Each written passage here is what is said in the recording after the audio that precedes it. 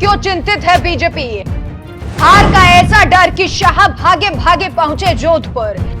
BJP के मन में शेखावत को लेकर क्या कोई खटका? भजन लाल से लेकर शाह तक लगा रहे हैं चक्कर।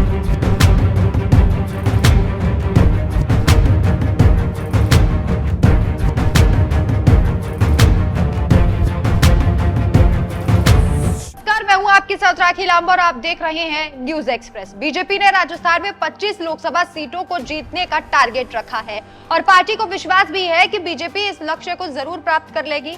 लेकिन इस विश्वास के पीछे एक डर भी है कि कहीं राजस्थान बीजेपी के हाथ से खिसक ना जाए, क्योंकि इस बार कई सीटों पर बीजेपी पीछे की ओर खिसकती नजर आ रही है। इन्हीं में से एक सीट है जोधपुर की सीट, जहां पर बीजेपी के ऊपर संकट के बादल छाते नजर आ रहे हैं।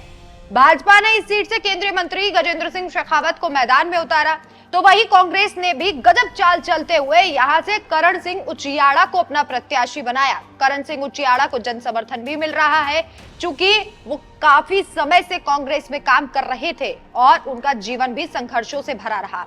शायद यही बीजेपी के माथे पर चिंता की लकीर भी बनती जा रही है। जोधपुर को लेकर बीजेपी की सियासत में गजब का भूचाल आता दिखाई दे रहा है। इसे लेकर सियासी गलियारों में कई मायने भी निकाले जा रहे हैं। पहले सीएम भजन लाल शेखावत के नामांकन रैली में खुद पहुंचते हैं और अब केंद्रीय मंत्री अमित शाह भी अपने दौरे के दौरान सीधा जोधपुर का दौरा करते हैं।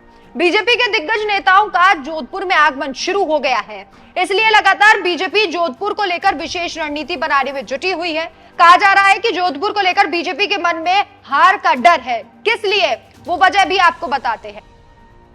आखिर जोधपुर सीट पर क्यों सता रहा बीजेपी को हार का डर? जोधपुर को लेकर बीजेपी के मन में क्या है आशंका? शेखावत और बाबू सिंह राठौड़ के बीच का विवाद है वजह।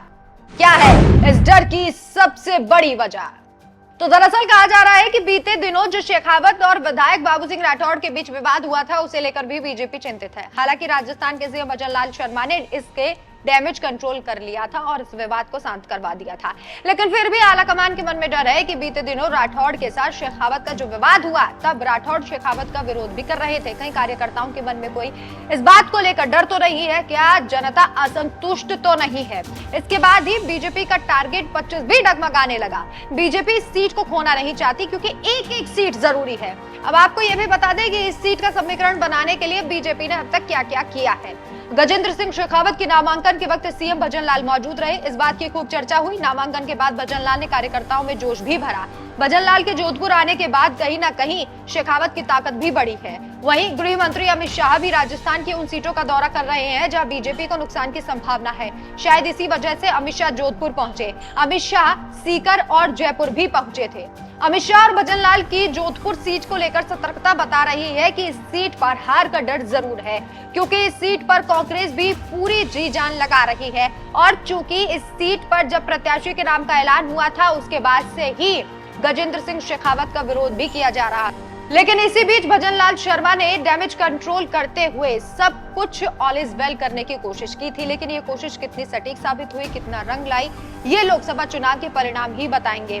फिलहाल आपको क्या लगता है कि इस सीट से गजेंद्र सिंह शेखावत जीत का परचम लहराएंगे या फिर करण सिंह उचियाड़ा इस इतिहास को बदल देंगे? हमें अपनी राय कमेंट कर आप जरूर बताएं। नमस्कार।